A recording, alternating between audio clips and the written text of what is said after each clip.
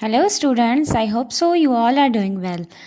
Students, मैं आज आप लोगों के लिए ग्रेड 9 बायोलॉजी की chapter number 1 that is the introduction to biology and chapter number 2 solving a biological problem के एमसीक्यूज टेस्ट लेकर आई हूँ, जिसमें टोटल 20 एमसीक्यूज हैं जिसको हम मिलकर और समझकर सॉल्व करेंगे। Alright students, so let's begin. MCQs number 1 is cell is dash word. Cell कौन सी लैंग्वेज का वर्ड है? Is it Roman, Greek, Latin और ऑल ऑफ दीज? तो इसका जो करेक्ट ऑप्शन है दैट इज लैटिन, क्योंकि जो सेल है ना वो लैटिन लैंग्वेज का वर्ड है सेला, विच मीन्स कंपार्टमेंट और rooms. Okay, MCQs number 2 is Greek word पेरा इज टेकन फ्रॉम पैरासाइटोलॉजी। इस एमसीक्यूज को सॉल्व करने से पहले पैरासाइटोलॉजी को समझ लेते हैं कि पैरासाइटोलॉजी क्या है। ठीक है, ऐसे जानदार जो डिजीज़ काज करते हैं those are called as parasites. तो क्या कह रहे हैं कि जो पैरासाइटोलॉजी वर्ड है उसमें जो पेरा लफ्ज़ है उसकी क्या मीनिंग है? पेरा मीन्स बुक में एग्जैक्टली आपके लिखा हुआ है कि पेरा मीन्स अप, तो इसका करेक्ट ऑप्शन क्या है? Up. MCQ number 3 is molecular biology is the study of, so it is the study of organic molecules. Organic molecules को हम दो तरीके से डिफाइन कर सकते हैं। ऐसे मॉलिक्यूल्स जो लिविंग बींग्स में पाए जाएं उसे भी ऑर्गेनिक मॉलिक्यूल कहते हैं, या जो फिर हाइड्रोकार्बन से बने हों उसे भी हम ऑर्गेनिक मॉलिक्यूल कहते हैं। Number 4 is which process is used for the age of fossils. Fossil या फॉसिल फ्यूल कहते हैं ऐसे मतलब लिविंग बींग्स जो आज से हज़ारों साल पहले ज़मीन दोज हो गए और उनमें से हम आज ऑयल, पेट्रोल, ये चीज़ें हासिल कर रहे हैं। तो एक पर्टिकुलर एलिमेंट है कार्बन। कार्बन डेटिंग के थ्रू हम लोग जो है एज ऑफ फॉसिल्स मालूम कर सकते हैं। 5th one is number of basic elements. Alright, क्या कह रहे हैं कि आपका जो केमिस्ट्री में चैप्टर नंबर 3 है आई गेस 9 क्लास का, उसमें पीरियडिक टेबल बनी हुई है। जनरली आप लोगों को पता होगा कि पीरियडिक टेबल में 118 एलिमेंट्स का जिक्र है, पर up to date more than 200 elements discover हो चुके हैं और उनमें से ना बेसिक एलिमेंट्स 16 हैं, तो इसका करेक्ट ऑप्शन है 16। अच्छा, बायो एलिमेंट्स 6 हैं, वो कौन कौन से हैं? Carbon, hydrogen, nitrogen, phosphorus and sulphur, oxygen. ये 6 एलिमेंट्स जो है बायो एलिमेंट्स हैं। 16 बेसिक एलिमेंट्स हैं, यानी जो हमारी बॉडी के फंक्शनिंग के लिए जिनकी हमें ज़रूरत पड़ती है। MCQs number 6 is fatty acids combine to form. Fatty acids जो है वो स्मॉलर यूनिट है, तो उनका बिगर जो यूनिट है दैट इज लिपिड्स, यानी बिग मॉलिक्यूल हैं लिपिड्स, वो टूट के फैटी एसिड बनाते हैं, और स्मॉल मॉलिक्यूल्स हैं फैटी एसिड्स जो बड़े होकर लिपिड्स बनाते हैं। After that MCQs number 7 is which one of the following is based on morphology. Morphology कहते हैं external structure of the body, तो उसके बेस पे जो क्लासिफिकेशन की गई है the correct option is species. Species is done on the basis of morphology, यानी जो ऑर्गेनिज्म सिमिलर हैं, सिमिलरिटीज रखते हैं, उनको हम सिमिलर स्पेशीज में रखते हैं। After that is which is the not the feature of a frog. इनमें से कौन सी चीज़ है जो फ्रॉग का फीचर नहीं है? तो देखते हैं, फ्रॉग एम्फीबियन है, जी बिल्कुल, ड्यूअल नेचर रखता है, पानी के अंदर भी रह सकता है और लैंड पे भी सर्वाइव कर सकता है। राना टिग्रीना, जी Rana tigrina is the scientific name of frog.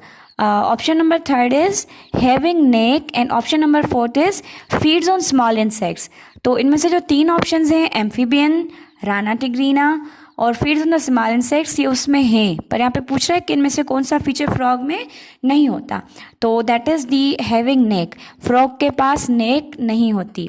After that is it can be defined as intelligent guess. Intelligent guess मतलब धुक्का लगाना किसी चीज़ के बारे में, तो उसको हम हाइपोथेसिस कहते हैं।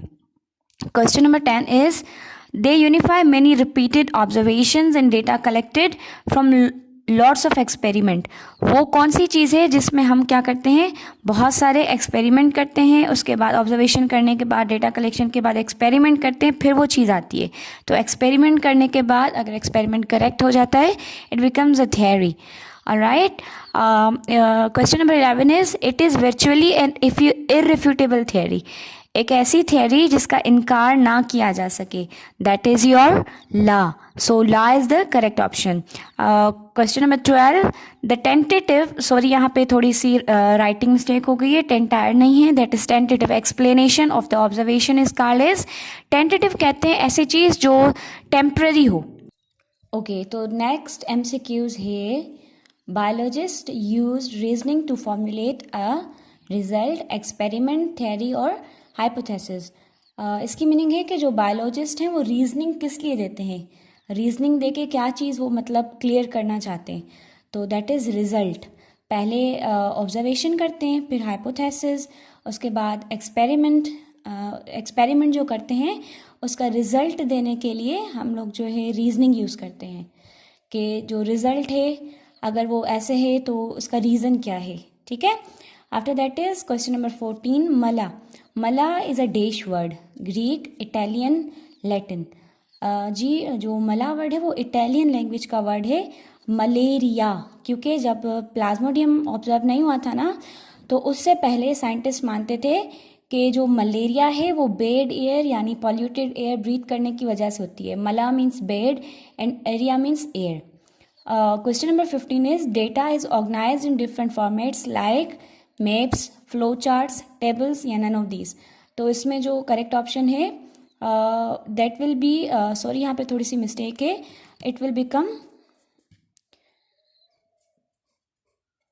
All of these. तो जी डेटा को हम मैप्स, फ्लो चार्ट्स या टेबल्स के फॉर्म में शो कर सकते हैं. तो तीन ऑप्शंस करेक्ट हैं. All of these will be the correct option. A scientific theory has which one of the following properties. Scientific theory में कौन कौन सी प्रॉपर्टीज होती हैं. It agree with available evidence, यानी कि आपके पास जितनी भी आपने डेटा कलेक्ट की है वो इस सबको करेक्ट मानती है.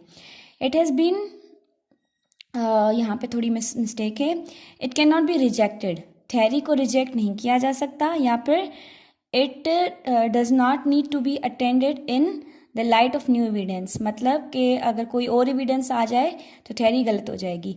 उसका करेक्ट ऑप्शन है कि it agrees with available evidence, यानी जो भी ऑब्जर्वेशन, हाइपोथेसिस, एक्सपेरिमेंट्स आपने किए अगर वो उन सब से एग्री है मतलब वो करेक्ट हैं तो हमारा जो नेक्स्ट स्टेप है हम लोग फर्दर प्रोसीड करेंगे थ्योरी की तरफ.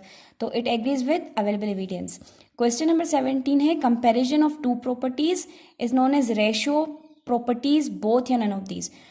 तो जब हम दो प्रॉपर्टीज को कंपेयर करते हैं ना that is called as ratio.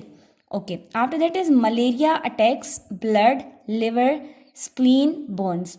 तो काफ़ी मुझे पता है बच्चे इसका जो करेक्ट ऑप्शन बताएंगे that is blood.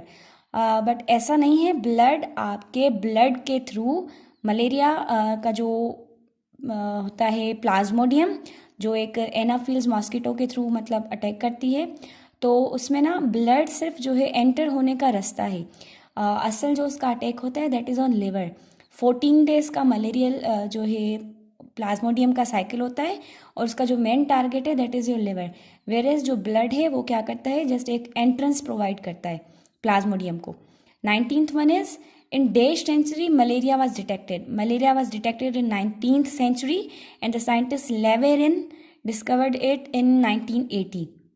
Last one is data collection also means क्या करना, that is your observation. I hope so कि आपको 20 के 20 MCQs चैप्टर नंबर 1 और 2 के समझ में आ गए होंगे. अगर वीडियो अच्छी लगी हो तो प्लीज़ लाइक, शेयर और